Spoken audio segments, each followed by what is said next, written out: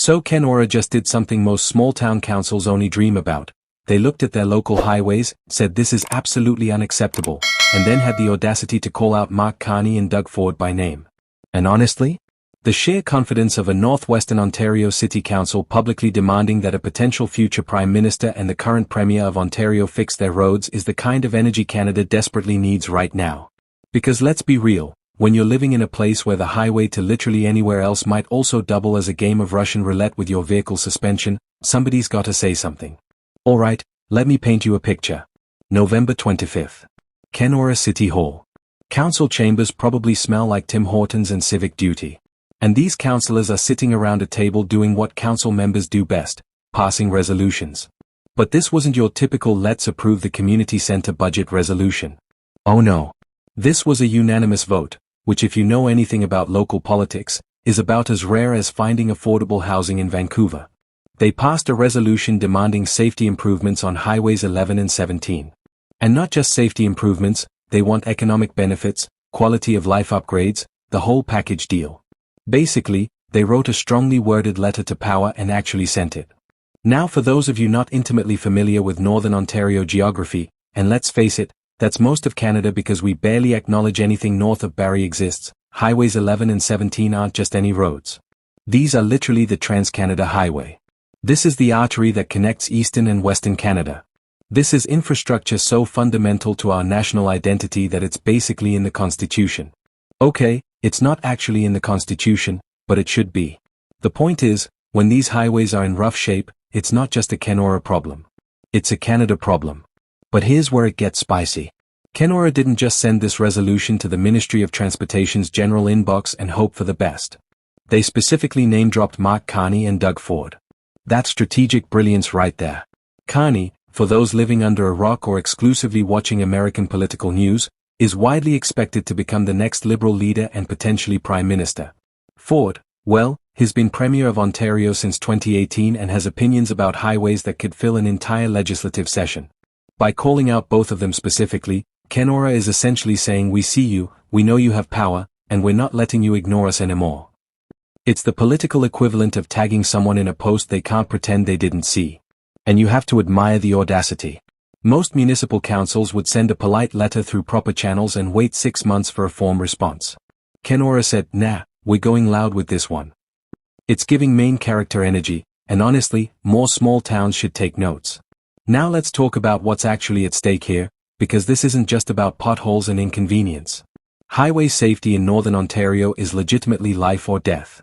We're talking about routes where cell service is spotty at best, where the nearest tow truck might be 2 hours away, where in winter, breaking down can literally become a survival situation. These highways see transport trucks carrying goods across the country, tourists trying to experience Canada's natural beauty, and locals just trying to get to work or visit family. When the infrastructure is crumbling, all of those groups are at risk. And it's not just about safety, though that should frankly be enough. Kenora's resolution specifically mentions economic benefits and quality of life improvements. Because here's the thing that Southern politicians often forget. Bad highways are an economic death sentence for small communities. Businesses won't invest in areas with unreliable transportation. Tourists will choose destinations with better access. Young people will leave for cities where getting around doesn't feel like an extreme sport. Good highways aren't just nice to have, they're essential for northern communities to survive and thrive. The timing of this resolution is also worth noting. We're heading into what's shaping up to be a pretty significant federal election year.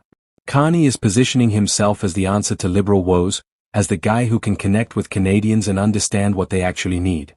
Well, Kenora just handed him a perfect opportunity to prove it.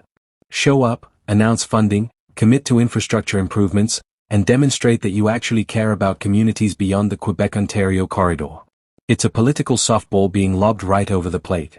And for Doug Ford, who's made highways practically his entire personality at this point, this should be an absolute no-brainer. The man wants to build a tunnel under the 401, but can't maintain the Trans-Canada Highway? The math isn't mathing, Doug. Kenora is essentially challenging him to put his money where his highway obsession is. This is his chance to show that his infrastructure priorities extend beyond the Greater Toronto Area. What makes this whole situation even more interesting is that it represents a broader pattern we're seeing in Canadian politics right now. Small and rural communities are getting increasingly fed up with being afterthoughts. They are tired of infrastructure funding being concentrated in major urban centers while they are left with crumbling roads and outdated services. Kenora's resolution is part of a larger conversation about regional equity and whether Canada's political leadership actually serves all Canadians or just the ones who live in electorally significant ridings. And you know what? They have a point. The Trans-Canada Highway is literally called the Trans-Canada Highway. It's in the name. If we can't maintain our most symbolically and practically important highway system, what does that say about our priorities as a country? It's a bit like having a mansion with a beautiful front entrance but a back door that's falling off its hinges. Eventually, someone's going to notice and ask questions. The unanimous vote is also significant because it shows this isn't a partisan issue. This isn't about conservative versus liberal versus NDP. This is about a community looking at a genuine problem and saying we all agree this needs to be fixed. In an era of increasingly polarized politics, that kind of unity is remarkable and should carry weight. When an entire council agrees on something, politicians should probably pay attention. Now the question is whether Carney and Ford will actually respond in any meaningful way, or if this resolution will join the thousands of other municipal requests gathering dust in some government filing system. Cynically, I'd bet on the latter. But optimistically? Maybe, just maybe, the combination of an upcoming election, public pressure, and the sheer reasonableness of the request might actually get something done. So there you have it. Kenora threw down the gauntlet, and now we wait to see if Canada's political leaders will pick it up or just step over it on their way to another ribbon-cutting ceremony in Toronto. If you want to stay updated on whether this actually goes anywhere or just becomes another example of small-town voices being ignored, make sure you're subscribed to Canadian Insights because trust me, we're covering Canadian politics all day, every day. Hit that like button if you think Kenora's council deserves some respect for this move, and drop a comment telling me whether you think Carney or Ford will actually do anything about this. I'm genuinely curious what you think. Until the next video, which knowing our upload schedule will be in about 4 to 5 minutes, stay informed, stay skeptical, and keep demanding better from the people who are supposed to represent us.